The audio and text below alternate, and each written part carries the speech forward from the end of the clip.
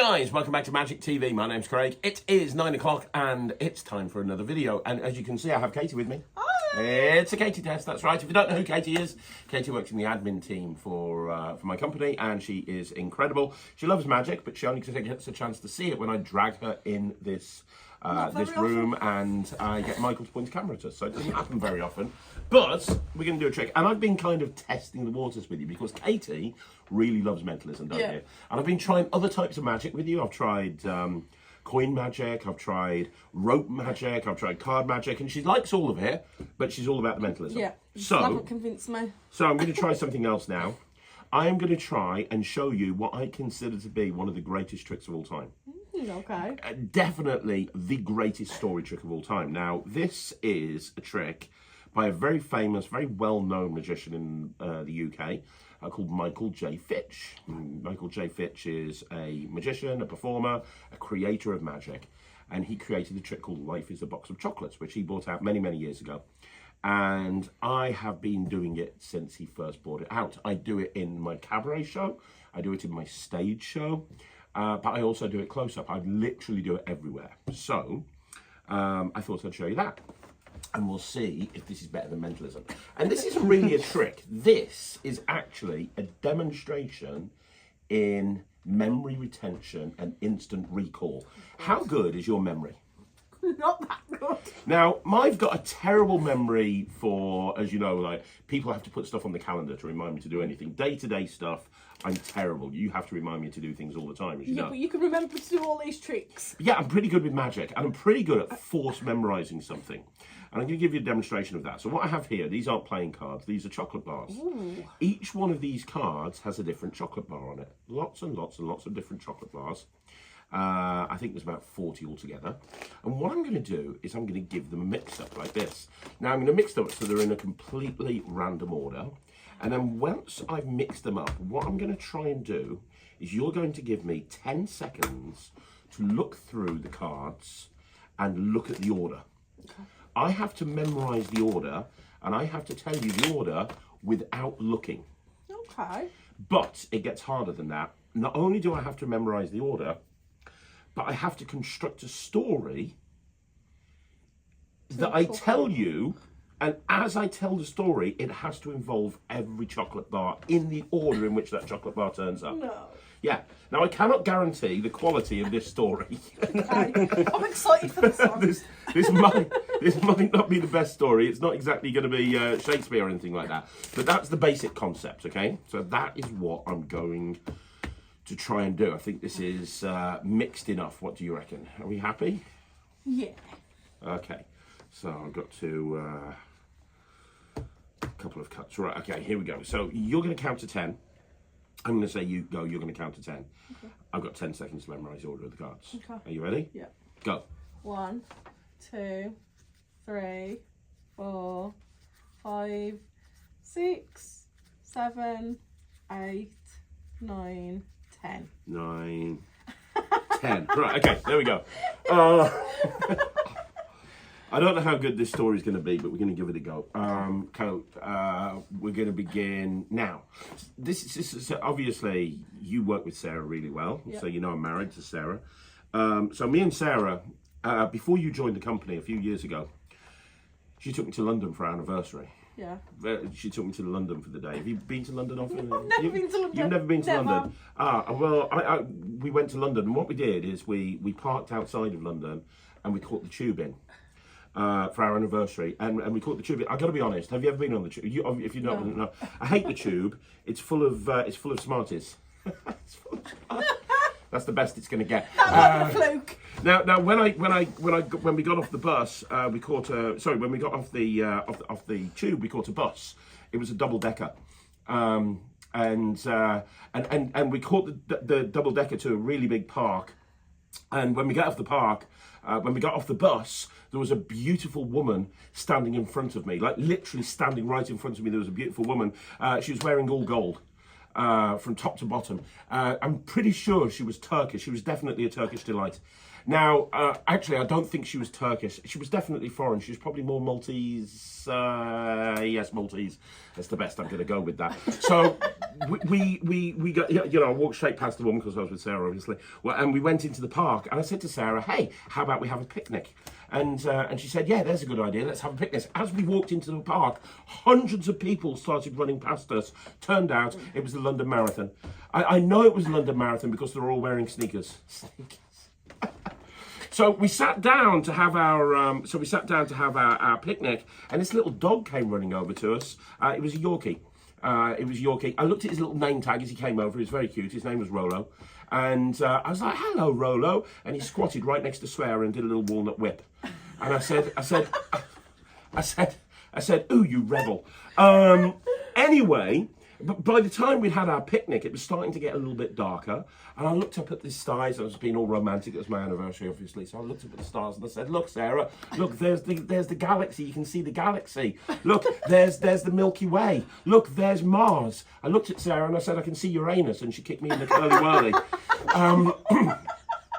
Anyway. Still getting the dad jokes in here. Anyway, we left the park and we started walking, and we walked for like probably the best part of an hour. We walked until we got lost, and we ended up on one particular street. I'm pretty sure it was called Quality Street. We walked down Quality Street, and we stopped when we saw a club. It was a really big club, never heard of it before. Outside was the name of the club. It was called Wonkers. And I said to Sarah, I'm tired, I'm really, really tired, and I'm starting to flake. I need a break. I really need a time out. Because you know what they say, have a break, have a... Kit Kat. Exactly. So I said, "Let's go in the club and we'll go and have a drink and we'll go and sit down." And she was like, "Okay then, okay." So we went to the club. Now it was quite late at this point. When we went to the club, it was definitely after 8. And music was playing as we walked into the club, really loud. I remember the music, it was Eminem.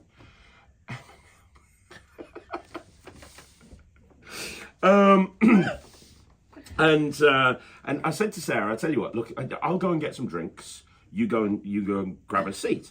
So I went over to the bar to get some seats, but as I walked over, I had to walk over to walk past the dance floor, and there's this girl, this woman, and she was on the dance floor and she was dancing. She was a real Dane, and she was yeah, you were right. She was twirling, and she walked over to me, and she whispered. No, she smelled like roses. Sorry, she smelled like roses. I forgot about that bit. She smelled like roses. Yes, she did. She smelled like roses. And then she whispered into my ear. She whispered into my ear. She said, "Never seen you before. You're my hero." She then looked me up and down and she said, "Is that a Toblerone in your pocket? You're just glad to see me." And I looked back at her and I said, "No, it's a mini milk." Anyway, Sarah started looking at me and I was like, okay, she's not going to be very happy I'm talking to this woman, so I'm going to carry on walking to the bar. I walked over to the bar. It was getting hot, so I took my jacket off. I threw it on the bar. The bartender said to me, "Hey, mate, you can't leave that line there." I spun round to apologise to him, and there was a glass of milk on the bar. Don't ask me why. There was a glass of milk on the bar. Spilt it all over the bar. I said, "Mate, I'm really sorry. I've given you a milky bar." He said, "Don't worry, over there, I've got a milk tray." And anyway, I said to the bartender, I told him about drinks, and he said, "What do you do?" And I said, "I'm a magician." He said, "Oh, that's kind of a surprise." He said, "What sort of magic do you do? Is it all that kind of black magic?" And I went, "No, mate, I just do tricks." I'm loving this. Anyway, we stayed at the club until very, very, very late, and we had a hotel in the evening. So we, after we left the club, we caught a taxi back to the hotel, and we had a fantastic night. And that is my story about how I spent the entire day in London celebrating with my wife. And that is the story. That's wicked. I'd have got confused after 2.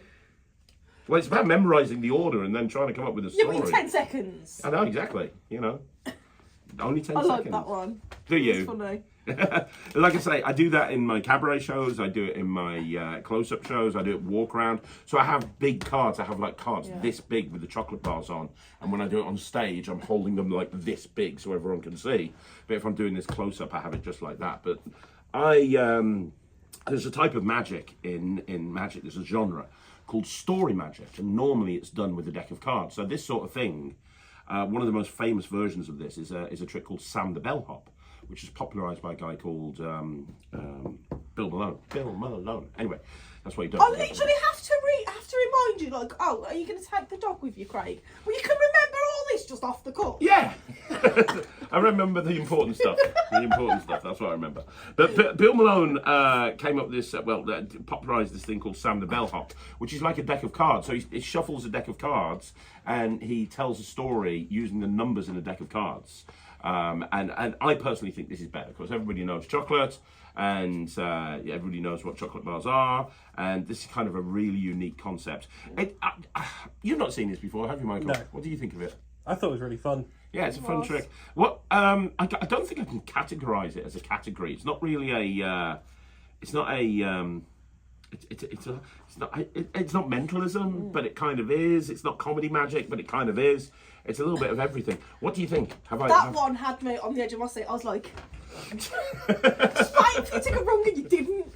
So you like bad jokes and memory work And my innuendos. Oh, well, there's lots and lots of innuendos in that. Oh, Yeah, I see innuendos. absolutely. Gotta love the innuendos. So have I cracked the mentalism thing? Do you prefer this to mentalism? Maybe. Maybe. I think it's drawing. It's drawing with Yeah. mentalism. This is very exciting. No, this stuff. means something different again next week. Something different. I'm going to keep working on you. But no, yeah, this is great. And you know what? The other thing about this, very few people do it because it wasn't something that got brought out to the whole community. Yeah. You can get them from Michael. If anybody's watching this and you want to do this, this is, by the way, one of the best comedy bits that you can do in a cabaret show ever. Like, you bring out big cards. I have cards this size. And you bring them out, you've got a solid 5-minute piece in your act that's just amazing. It proper had me hooked as well. Like, I was like, Yeah, it is, and got my full attention. it's super fun. It plays to an audience of like 500 or 600 people, but also it fits in your pocket if you want to do it in a close-up thing. So if anybody's watching this and you want to get it, you got to reach out to Michael J. Fitch.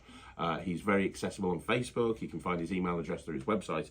But Michael will actually sell you this whole thing along with everything that you need to perform it exactly like you saw me do it. And it's just brilliant. I love this. Yeah, I love absolutely that. love this. So what would you give it if you were giving this percentage? 97. 97%. She's so much harder than harsher than Ryland and Matt, isn't she? Like, Because you have to keep on trying harder, don't you? If you get 100, then it's already perfect. then I can't improve. Exactly. That's it. Now you sound like Sarah. Although Sarah normally gives me about 40%. No, but I'd there have you go. beat you if we went to London. Yes, absolutely. Anyway, that is Life in a Box of Chocolates. It's by Michael J. Fitch. Katie loves it. If you're a stage performer, if you're a close-up performer, this is a super fun trick to perform, and not many people do it, so it's kind of a unique piece as well. Katie, thank you for joining me. I know you're very busy and you're doing lots of stuff in the office, so I really appreciate it. We'll see you again very, very soon. My name's Craig. This is Katie. Michael's behind the camera, and this is Magic TV.